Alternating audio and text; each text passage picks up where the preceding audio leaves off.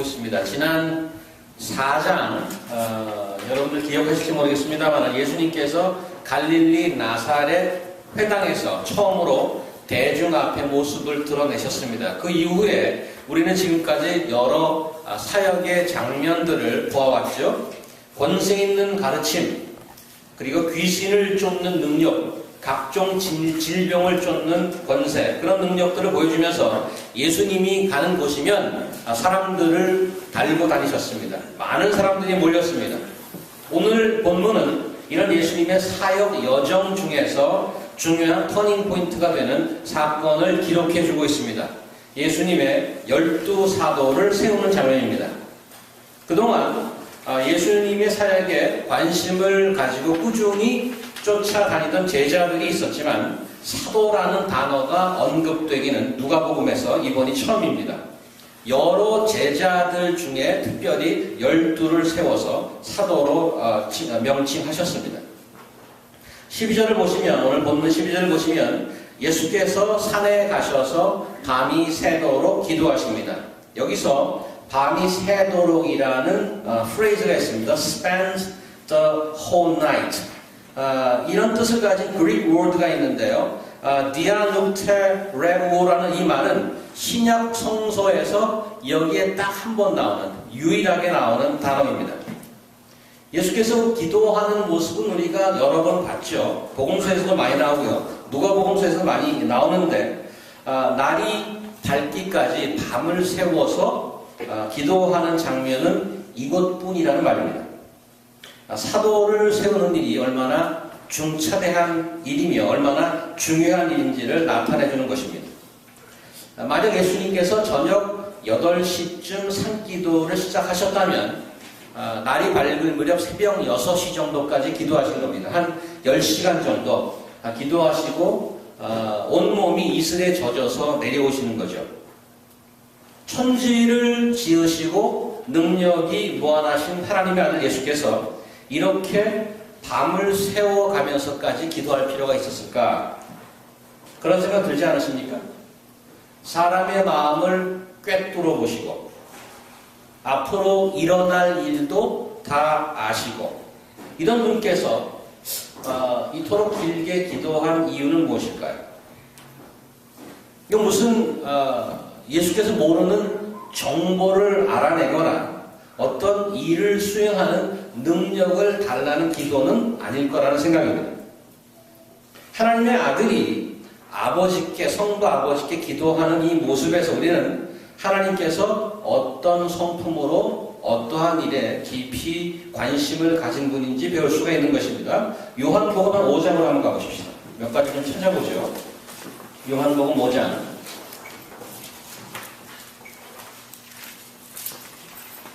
19절을 제가 읽어드리겠습니다. 요한복음 5장 19절을 보시면 아버지와 아들의 관계가 아주 분명하게 나타나 있는 이런 구절이 있습니다. 요한복음 5장 19절 그러므로 예수께서 그들에게 이르시되 내가 진실로 진실로 너희에게 이르노니 아들이 아버지께서 하시는 일을 보지 않고는 아무것도 스스로 할 수 없나니 아버지께서 행하시는 그것을 아들도 그와 같이 행하느니라. 아버지께서 아들을 사랑하셔서 자기가 행하시는 것을 다 아들에게 보이시고 또 그보다 더 큰 일을 보이사 너희를 놀랍게 여기게 하시리라. 아버지께서 죽은 자들을 일으켜 살리심 같이 아들도 자기가 원하는 자들을 살리시느니라. 12장 한번 가보죠. 12장 같은 요한복음 12장 49절 50절 여기도 비슷한 맥락입니다. 내가 내 자의로 말한 것이 아니요 나를 보내신 아버지께서 내가 말할 것과 이를 것을 친히 명령하여 주셨으니 나는 그의 명령이 영생인 줄 아노라. 그러므로 내가 이르는 것은 내 아버지께서 내게 말씀하신 그대로니라 하시니라. 성삼위 하나님께서는 온전히 한 뜻으로 완전한 공동체로 존재하십니다.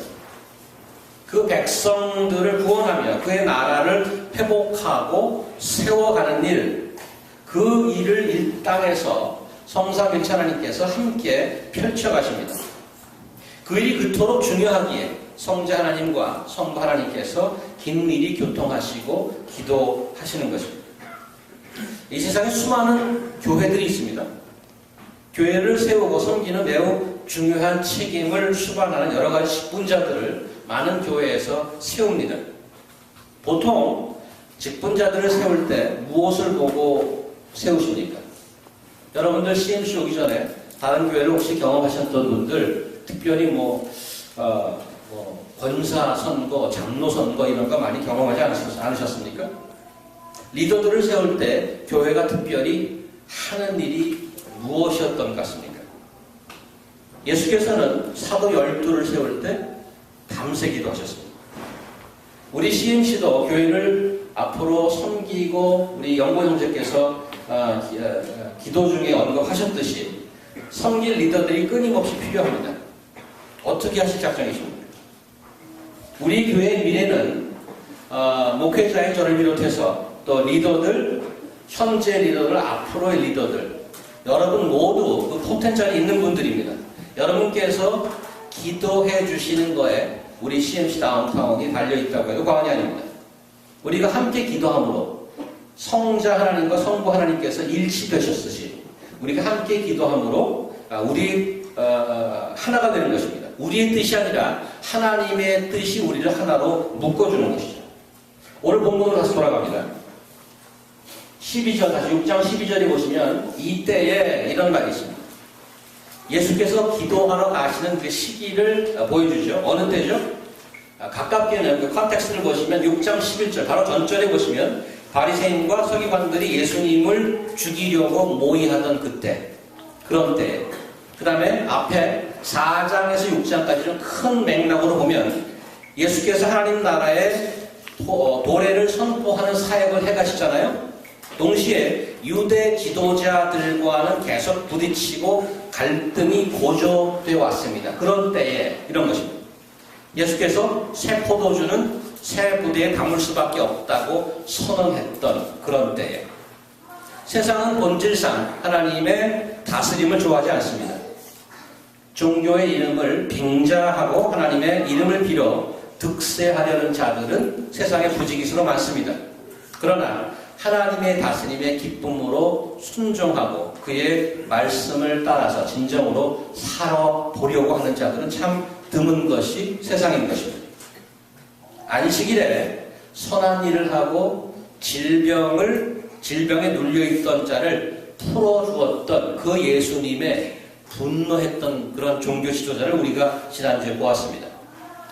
요한복음 다시 한번 가볼까요? 요한복음 1장을 가보십시다. 예수님의 오심에 사람들이 어떻게 반응하는지 요한복음은 제일 첫 번째 1장에서 이렇게 기록을 해주고 있습니다. 1장 10절 보겠습니다. 1장 10절 그가 세상에 계셨으며 세상은 그로 말미암아 지은 바 되었으되 세상이 그를 알지 못하였고 자기 땅에 오매 자기 백성이 영접치 아니하였다. 하나님께서 예수께서 말씀으로 이 땅에 오셨고 빛으로 오셨는데 예수님께서 in the beginning was the Word. Word was the God. Word was with God. Word was the God. 그 말씀이 온 세상을 창조하셨고 자신이 창조한 자기 집에 왔는데 어둠이었던 이 세상은 그를 영접하지 않았다고 합니다.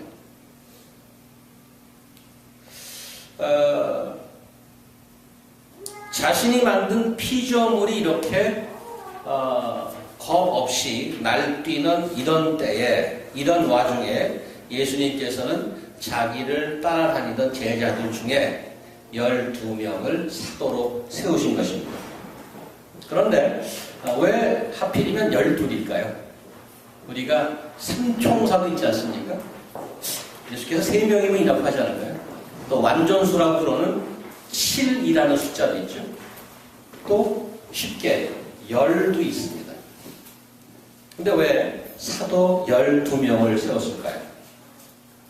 오늘 왔다 갔다 해서 죄송합니다만은 그래도 우리는 순발력 있는 젊은 분들이니까 사도행전 이제 1장으로 가봅니다. 사도행전 1장 24절 사도행전 1장 24절 그래서 마지막 절까지 읽겠습니다. 사도행전 1장 24절. 그들이 기도하여 이르되 못 사람의 마음을 아시는 주여, 이 두 사람 중에 누가 주님께 택하신 바 되어 봉사와 및 사도의 직무를 대신할 자인지 보이시옵소서. 유다는 이 직무를 버리고 제 곳으로 간마이다 하고 제비 뽑아 마띠아를 얻으니 그가 11사도의 수에 들어가시니라. 12사도 중에 유다가 자결을 하고 없지 않습니까? 이제 사도행전에서 교회가 시작되기 전에 이들이 기도하는 중에 한 사람을 더 세워야 되겠다 그러고 기도하여 두 사람 후보를 내서 제비뽑기로 마띠아라는 사람을 세워 숫자 12를 채웁니다. 성경 전체에서 이 마띠아라는 사람은 여기 한 번 나옵니다. 그리고 전혀 언급이 없습니다. 마치 머릿수만 채우려고 등장하는 것 같습니다. 왜 10이라는 숫자가 중요할까요? 여러분이 성경을 좀 읽으신 분이면 짐작하듯이 구약의 이스라엘을 상징하는 12지파와 관련이 있습니다. 하나님께서는 이스라엘을 제사장 나라, 거룩한 나라로 세우는 축복을 허락하셨죠. 이스라엘을 통해서 온 민족을 축복하시려는 그런 계획이 있었습니다. 그런데 이스라엘이 하나님께 범죄했지 않습니까? 약속의 땅까지 들어갔지만은 하나님께 범죄하여서 약속의 땅에서 쫓겨나고 나라가 완전히 망했습니다. 하나님께서 이스라엘 통해 주셨던 그 온 민족을 축복하리라는 하겠다는 그 약속은 그러면 무효가 된 것인가? 그런 의문이 이스라엘 백성들에게 끊임없이 끌어올랐습니다. 어서 오십시오. 끊임없이 끌어올랐습니다. 하나님께서 우리를 이만큼 축복해 주셨는데 우리가 이제 득죄해서 약속의 땅에서 쫓겨나고 이제는 어떻게 될 것인가? 그들은 희망의 끈을 놓지 않고 메시아를 기다렸던 것이죠. 과거 자기의 나라를 압제했던 이집트에 자기를 이끌었던 그 모세와 같은 구원자, 자기 역사에서 가장 위대한 왕이었던 다윗과 같은 그런 왕, 그런 분들과 같은 메시아가 오기를 그렇게 기다렸던 거죠. 마침내 메시아가 등장하지 않았습니까? 그 메시아라고 자처하셨던 예수님께서 12사도를 지금 세우는 것입니다. 예수께서 12사도를 세웠다는 것은 이스라엘에게 해주었던 하나님의 약속, 그 축복이 아직 살아있다는 힌트를 주는 거죠. 언약이 계속된다는 의미가 있습니다. 이스라엘은 회복된다는 상징성이 있습니다. 하지만 예수께서 12사도를 세우고 그들을 통해 다시 회복하려는 나라는 이 유다 백성들이 생각하고 있던 그 내셔널 이스라엘이 아니었습니다. 조금 전에 봤던 사도행전을 다시 가봅니다. 1장 6절 한번 가보시죠. 1장 6절. 예수께서 승천하기 직전에 마지막 제자들과 Q&A를 합니다. 1장 6절. 그들이 모였을 때 예수께 여쭈어 이르되 주께서 뭐를 회복한다고 그랬어요? 이스라엘 나라를 회복하심이 이때니까 제자들의 관심은 망했던 이스라엘을 회복하는 데 관심이 있었습니다. 예수님께서 메시아로 오셨으니까 이제 구약에 주셨던 그 모든 언약을 회복하고 나라를 회복해 주실 것이다라고 믿고 이제 회복하실 것입니까? 라고 질문하는 거죠. 그런데 예수님의 대답이 7절. 이르시되 때와 시기는 아버지께서 자기의 권한에 두셨으니 너희가 알 바 아니요 오직 성령이 너희에게 임하시면 너희가 권능을 받고 예루살렘과 온 유대와 사마리아와 땅끝까지 이르러 내 증인이 되리라. 이스라엘을 회복한다는 그들의 아이디어는 사뭇 좀 다른 얘기를 하고 있습니다. 그들이 생각하는 그 약속의 땅의 바운더리를 훨씬 넘고 있다는 거죠. 예루살렘과 온 유대와 사마리아와 땅끝까지. 그리고 예수님께서는 그 쓰는 언어가 이스라엘의 회복보다 훨씬 더 큰 랭귀지를 쓰고 있는데 3절 보세요.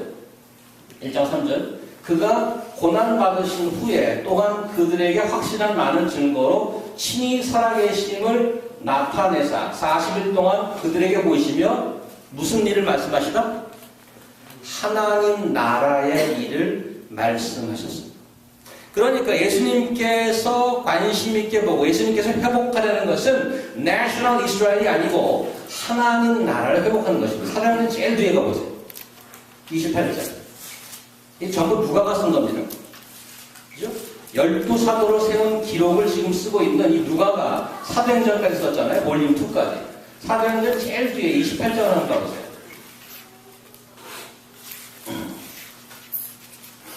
28장 제일 마지막 절 어떤 말로 마무리되는지 30절 31절 함께 읽을까요? 30절 30절 시작. 바울이 온 이태를 자기 새 집에 머물면서 자기에게 오는 사람을 다 영접하고 하나님 나라를 전파하며 주 예수 그리스도에 관한 모든 것을 담대하게 거침없이 가르치더라. 너희가 성령을 받으시면 너희가 능력을 받으면 온 예루살렘과 온 유대와 땅끝까지 이르러 뭐가 되리라? 내 증인이 되리라 라고 1장에 얘기했는데 28장에 그 일이 happening 하고 있다는 거죠. 뭘 전파하고? 하나님의 나라를 전파하고.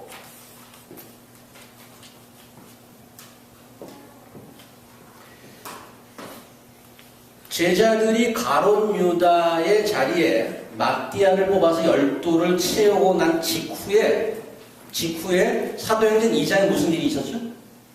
그게 1장 마지막 좀 전에 봤는데 2장에 무슨 일이 있어요? 성령이 임하는 사건이 있습니다. 그죠? 사도행전 2장 성령이 임하는 사건은 이제 12사도를 세운 다음에 성령이 임했다는 얘기는 새로운 시대, 새로운 나라의 시작을 알리는 그 개막을 알리는 사건입니다.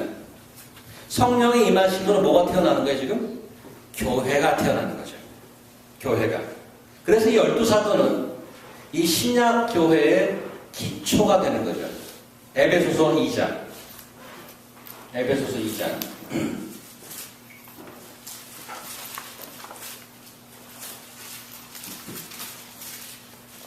에베소서 2장 20절.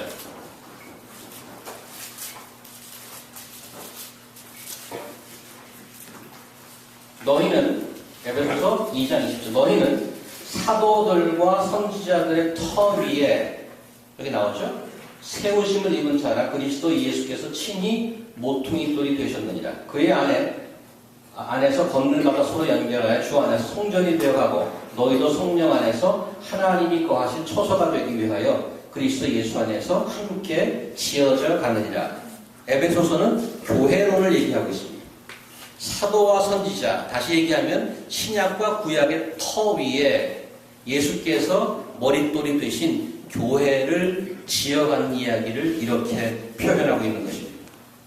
예수께서 왜 12사도를 세우면서 밤새 기도하셨는지 짐작이 가십니까? 새로운 이스라엘, 하나님 나라의 초석이 되는 교회의 리더, 교회의 기초를 세우는 일이었습니다. 이런 점에서 12사도는 특별했고 유니크한 존재였습니다. 이들이 또 중요하고 특별한 이유는 이들은 그리스도를 증거했던 first eyewitnesses, 첫 증거자, 첫 증인들이었습니다. 그리스도의 복음을 말로만 전하는 것이 아니고 하나님의 계시를 받아서 성령의 감동으로 기록했습니다. 이들의 사역으로 말미암아 우리는 성경을 받을 수 있었던 거죠. 이 귀한 기록으로 말미암아 지난 2000년 동안에 그 수많은 사람들이 복음을 들을 수 있었고 이 자리에 앉아 계신 여러분과 저도 성경에 기록된 그 복음의 말씀으로 말미암아 구원을 받게 된 것입니다. 그래서 우리가 받아서 전하는 이 기독교는 기사와 이적이 아니고 현상이나 경험이 아니고 바로 이 사도들이 보고 듣고 전하여 준 것을 다시 전하는 것입니다. 나중에 시간 되면 읽어보세요. 요한일서 1장 1절에서 4절. 제가 자주 코트하는 것인데 그냥 써놓으세요. 요한일서 1장 1절에서 4절. 내가 보고 듣고 만지고 그랬던 것을 너희에게 다시 쉐어하노니 내가 이 말씀을 전하는 것은 너희로 사귐이 있게 하고. 그 말씀이 거기 나오죠. 자, 그래서 이들은 하나님 나라의 새 시대를 여는 교회의 기둥으로서 특별한 사명을 받은 자들이었습니다. 성령의 감동과 하나님의 계시를 받아서 사도들은 그리스도를 증거했고 그것을 집필하여서 신약 성서가 기록되어 있습니다. 이렇게 이들은 특별한 사람들이었습니다. 그런데 오늘 그 본문에 기록된 이들 12사도의 이름들 그 면면을 좀 살펴보면 여기서 놀라운 것은 이들이 지금껏 제가 설명한 이런 특별한 점에 비해서 너무나도 평범한 사람들이었다는 사실입니다. 시몬 베드로, 그 동생 안드레, 그리고 야고보와 요한 형제, 이 네 사람은 동네 어부였습니다. 갈릴리 지방에. 그 다음에 빌립과 바돌로메, 세리, 마테와 도마. 이 사람은 아마 여러분들이 성경 읽으면서 한두 번씩 언급된 것을 들었던 사람일 것입니다. 그리고 나머지 네, 알페오의 아들 야고보, 셀롯이라는 시몬, 그 다음에 유다, 그 다음에 가룟 유다. 이 네 사람은 가룟 유다 빼고는 잘 모릅니다. 가룟 유다는 악역을 담당했기에 좀 유명한데 나머지 세 사람은 별로 잘 알지 못하는 자들입니다. 이들 12사도를 가만히 들여다보면 이들 중에 당시에 좀 명망 있는 지도자급은 하나도 없다는 거죠. 복음서에 자주 등장하는 그 흔한 바리새인이나 사두개인이나 혹은 서기관이나 제사장급이 not even one person there. 백부장도 없고 회당 서기도 없고 사찰 집사한 사람도 없습니다. 게다가 이 중 한 사람은 나중에 배반하고 예수님을 팔아넘기고 자결까지 한 사람입니다. 이들이 누구라고요? 하나님의 아들이신 예수께서 밤새 기도하며 세우죠. 왜 이렇게 이름 없고 평범한 자들을 세웠을까요? 예수님 주변에 그렇게 사람이 없었던 걸까요? 하나님의 아들이 밤새 기도하고 세웠으면 적어도 글쎄요, 제가 뭐 생각나는 그 그룹이 축구팀과 야구팀밖에 생각이 안 나요. 양키스 정도 명단이나 맨체스터 유나이티드나 레알 마드리드 정도의 명망 있는 선수의 명단이 쫙 나와야 되는데 이런 자들 12명을 냈단 말이죠.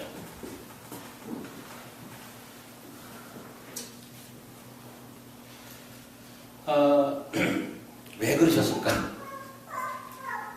사람이 없어서 궁여지책으로 그러셨을까? 그렇게 오랫동안 기도한 결과가 지금 보았던 이 12사람입니다. 오늘 여러분들 그 주보 안에 드렸던 그 list of verses 제가 몇 개를 드렸죠. 그걸 한번 보십시오. 제가 일일이 다 찾기에는 시간이 걸릴 것 같아서 미리 정리해 놓았습니다. 그 이유를 찾아보느라고 성경을 몇 번 찾아봤는데 먼저 출애굽기 제일 위에 거를 제가 읽어보겠습니다. 출애굽기 3장 10절에 11절, 4장 10절에 12절 모세를 부르는 장면인데 이렇게 나오죠. 이제 내가 너를 바로에게 보내어 너에게 내 백성 이스라엘 자손을 애굽에서 인도하여 내게 하리라. 모세가 하나님께 하는데 내가 누구이기에 바로에게 가며 이스라엘 자손을 애굽에서 인도하여 내리이까. 모세가 여호와께 가로되 오 주여 나는 본래 말을 잘 못하는 자니이다. 주께서 주의 종에게 명령하신 후에도 역시 그러하니 나는 입이 뻣뻣하고 혀가 둔한 자니이다. 여호와께서 그에게 이르시되 누가 사람 입을 지었느냐? 누가 말 못하는 자냐? 자나 말 듣는 자나 눈 밝은 자나 맹인이 되게 하였느냐? 나 여호와가 아니냐? 이제 가라. 내가 내 입과 함께 있어서 할 말을 가르치리라. 모세가 혼자서 해보겠다고 그러는데 40세였습니다. 살인을 저지르고 바로가 무서워 도망 나와서 광야에서 40년 동안 양치게 했습니다. 은퇴한 늙은 목자 모세, 다 늙어 빠진 모세를 부릅니다. 이제 자신 없습니다. 말이 어눌해졌습니다. 하나님이 시기를 놓으신 걸까요? 80이 된 모세를 픽업했습니다. 사사기 6장 기도원을 부르는 장면입니다.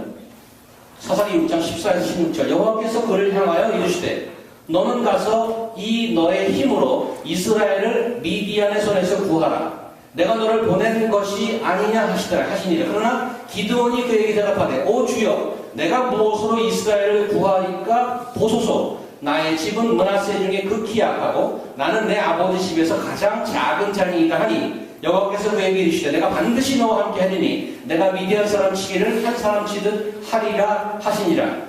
하나님께서 기도원을 픽업해서 부르는데 기도원이 no. 우리는 집안도 약하고요. 저는 우리 집안 중에도 제일 약한 자입니다. 왜 저 같은 걸 부르세요? 증거를 주세요. 기도원이 얼마나 참 위로드하고 희한한 증거를 달라고 많이 그랬습니다. 다윗을 부르는 장면 보시겠어요? 사무엘상 16장 6절에서 7절. 그들이 몸에 사무엘이 엘리압을 보고 마음에 이르기를 여호와의 기름 부으실 자가 과연 주 앞에 있도다 하였더니 여호와께서 사무엘에게 이르시되 그의 용모와 키를 보지 마라. 내가 이미 그를 버렸노라. 내가 보는 것은 사람과 같지 아니하나니 사람은 외로움을 보거니와 나 여호와는 중심을 보느니라 하시더라. 또 사무엘이 이새에게 이르되 내 아들들이 다 여기느냐? 이새가 이르되 아직 막내가 남았는데 그는 양을 지키나이다. 사무엘이 이새에게 이르되 사람을 보내 그를 데려오라. 그가 여기 오기까지는 우리가 식사 자리에 앉지 아니하겠노라. 이스라엘의 첫 번째 왕 사울을 패하고 두 번째 왕을 세우는데 선지자 사무엘도 이새 아들 중에 막내 목동 다윗이 기름 부음 받은 자가 될 것이라는 것을 상상도 못했습니다. 온 아들을 하나씩 둘씩 다 불렀는데 여호와께 야단 맞았습니다. 나는 외모를 보는 자가 아니라.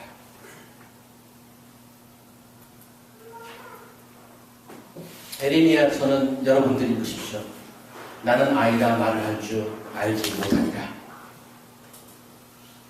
하나님께서 사람을 부르는 어떤 패턴 같은 것을 여러분과 제가 볼 수 있어야 되는 거죠. 오늘 본문의 12사도는 어떻습니까? 12사도는 특별한 사명을 받았습니다. 하지만 이들의 면면은 평범하다 못해 불안하고 천한 그지없는 자들이었습니다. 성격이 급하고 말이 앞섰던 베드로. 누구보다 앞장서서 목숨을 바치겠노라고 하는 헌신이 있었지만 실력이 안 따라주었던 일신상의 두려움으로 주님을 마지막에 3번이나 부인했던 돌이키기 힘든 잘못을 저지르지 않습니까? 여러분 안에 혹시 이런 베드로의 열정과 이런 경솔함이 동시에 자리 잡고 있지 않습니까? 마음은 착하지만 소극적이었던 안드레가 있습니다. 안드레는 요한복음 오병이어 사건에 잠깐 등장하는데 보리떡 5개와 물고기 2마리로 어떻게 5,000명을 먹일 수 있겠습니까? 하고 주님께 걱정을 표현했던 그 자. 우리 안에 이런 소극적인 안드레가 들어있지 않습니까? 반면 빌립은 현실적이고 치밀한 자였습니다. 주님 앞에 모여든 군중을 보고 그 수를 지어서 친교 시간에 비용이 얼마 들지 머릿속에 계산한 아주 치밀한 자였습니다. 현실주의자였습니다. 우리 안에 빌립 같은 그러한 현실 감각도 있지 않습니까? 그 외에 주님을 묵묵히 따라다녔던 야고보와 요한. 점잖게 따라다닌 것 같지만 그 안에 높은 지위를 향한 숨겨진 야망이 있던 형제 아니었습니까? 우리 모두 안에 교양 있게 감추어져 있는 그런 것들처럼. 이들의 팀워크는 어떨 것 같습니까? 팀워크는 좋았을까요? 마태는 당시 지배국 로마를 위해 세금을 거둬들이던 자였습니다. 여기 시몬 베드로 말고 다른 시몬이 있죠. 질럿이라는데 열심당원이라고 그러죠. 당시 이 질럿은 이스라엘의 독립을 위해서 무력과 테러를 사용하는 것을 불사했던 집단입니다.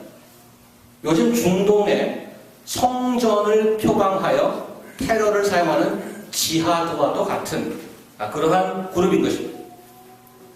이런 마태와 셀롯이 12제자, 12사도 명단에 올랐다는 얘기는 안중근 의사와 이완용이 함께 있는 것과 같습니다.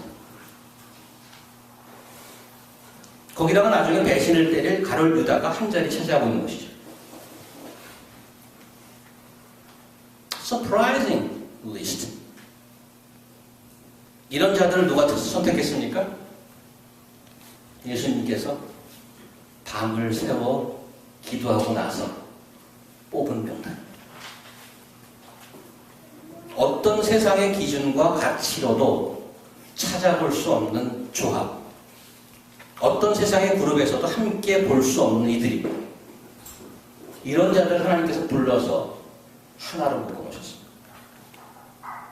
이들은 평범한 자, 천한 자, 그랬지만 이들의 부름은 특별한 것이었습니다. 만약에 이런 조합으로 어떤 특별한 일이 일어난다면 거기에 우리가 배울 수 있는 메시지는 한 가지입니다. 그 부른 자가 누구냐? 그들을 불러내서 특별한 일을 해프닝하게 만든 자가 누구냐? 그분이 살아계시다는 증거 아닙니까?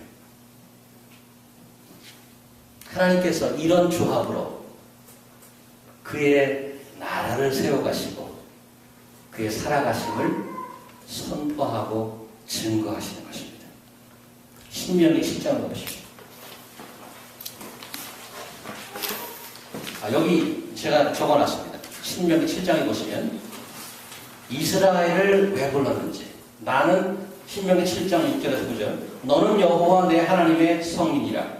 내 하나님 여호와께서 지상 만민 중에서 너를 자기 기업의 백성으로 택하셨나니 여호와께서 너희를 기뻐하시고 너희를 택하심은 너희가 다른 민족보다 수요가 많기 때문이 아니라 너희는 오히려 모든 민족 중에 가장 적으니라.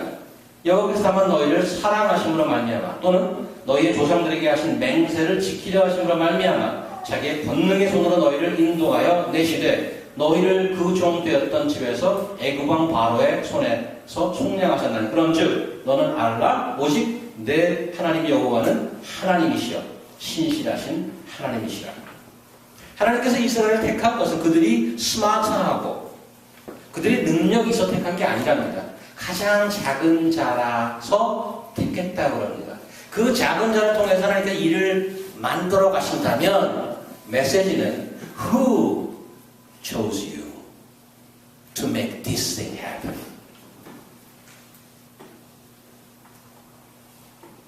제자들은 어떻죠? 사도행전 4장 사람들이 온 제자들 4장 13, 14절 그들이 베드로와 요한이 담대하게 말함을 보고 그들을 본래 학문이 없던 범인으로 평범한 사람으로 알았다가 이상히 여기며 또 전에 예수와 함께 있던 줄도 알고 또 병 나은 사람이 그들과 함께 서 있는 것을 보고 비난할 말이 없는지라.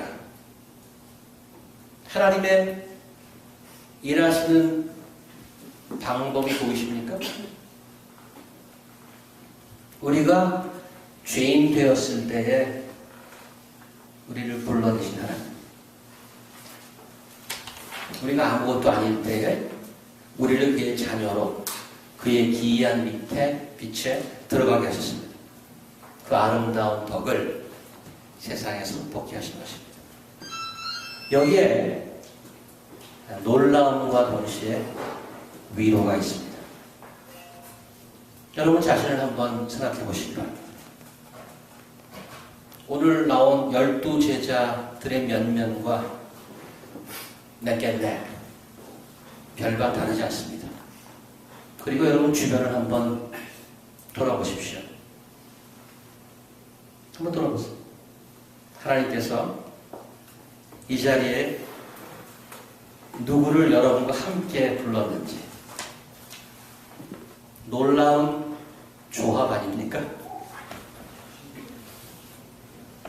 세상 다른 데라면 결코 함께할 수 없는 조합.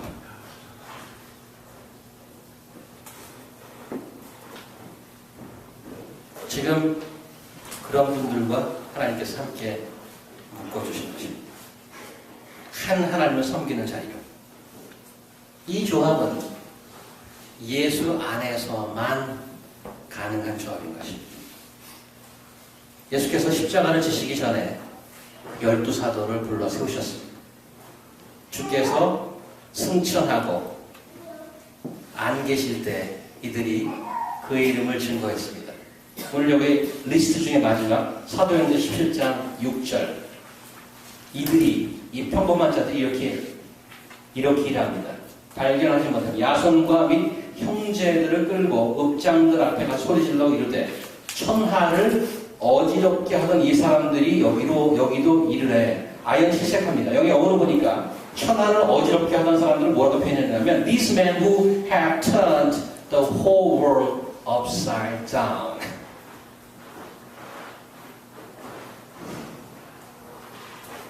이름 없는 no name, the 12 no names. God made them to turn the whole world upside down.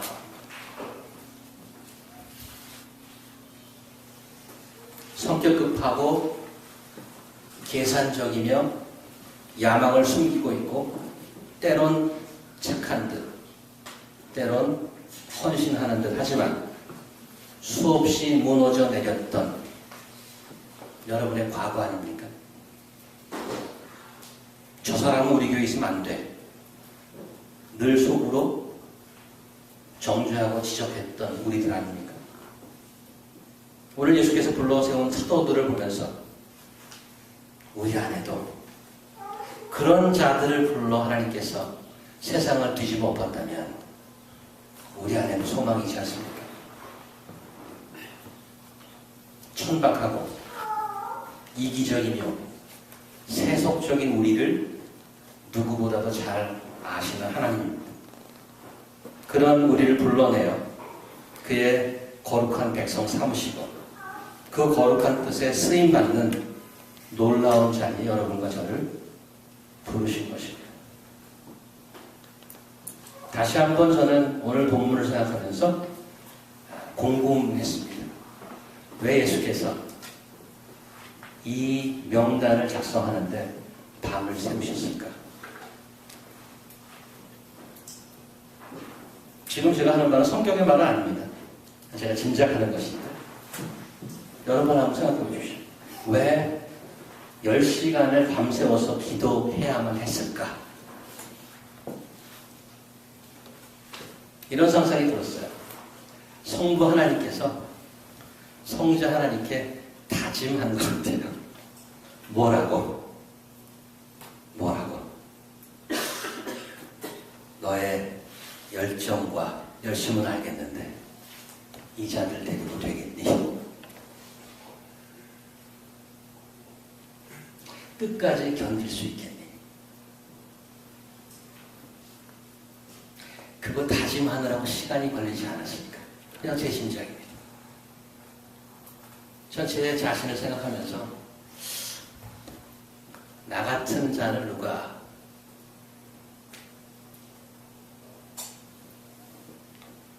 이 시간까지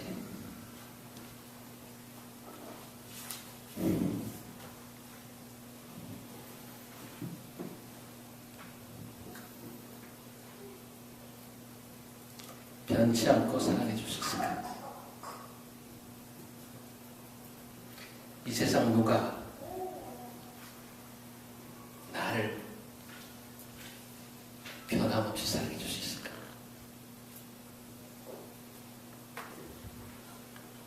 그거 다짐하느라고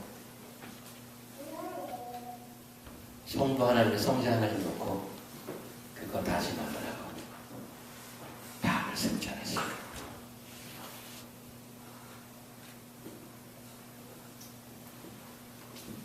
우리는 하나님 앞에 많이 실패하지만 그분은 저희를 포기하지 않으실 것입니다. 그 평범한 사도들, 그 그 사도들을 불러내어서 세상을 뒤집어 놓고 마지막 날 하나님의 새 나라와 새 땅을, 새 하늘과 새 땅을 이루어 가실 때 그들을 명예롭게 사용하십니다. 요한계시록 제일 뒷장을 봐주십시오. 21장. 요한계시록 21장.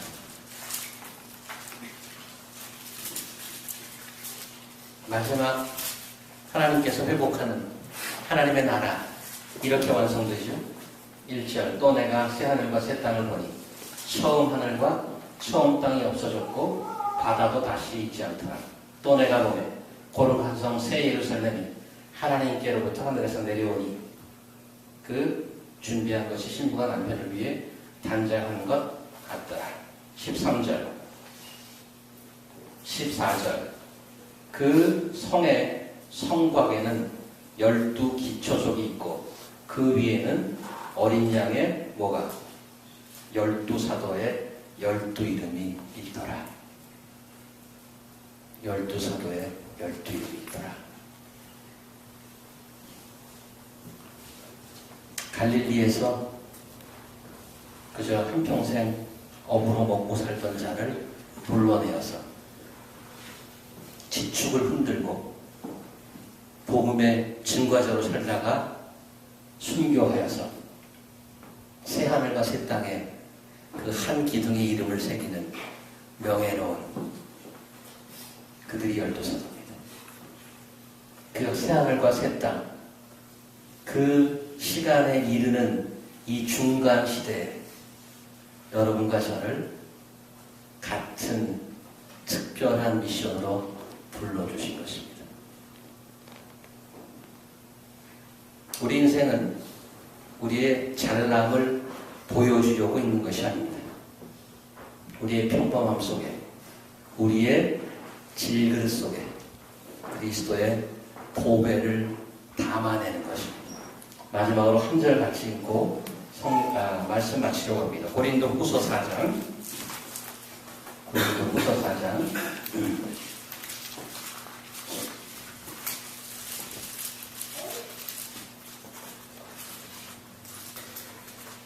고린도후서 4장 7절 같이 읽습니다. 4장 7절. 고린도후서 4장 7절 시작. 우리가 이 보배를 질그릇에 가졌으니 이는 심히 큰 능력은 하나님께 있고 우리에게 있지 아니함을 알게 하려 함이라. 우리가 비록 질그릇이지만 여러분 안에 그리스도의 보배를 담는 인생 될 수 있기를 주의 이름으로 축원드립니다. 기도하시겠습니다. 하나님,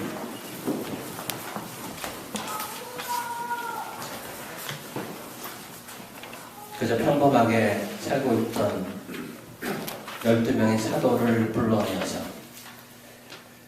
하나님의 놀라운 일을 맡기시고 그들을 통해 이 세상을 흔들므로 말미암아서 능력이 저희 안에 있는 것이 아니고 하나님 안에 있음을 선포케 하신 우리 주님을 찬양합니다.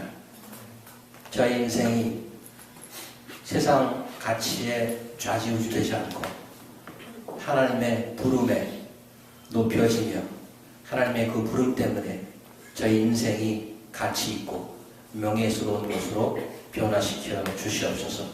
저희를 부르신 그 주님 따라 평생을 기쁨으로 순종하며 따라가는 저희 될 수 있도록 하나님 인도하여 주시옵소서. 예수님 이름으로 기도합니다.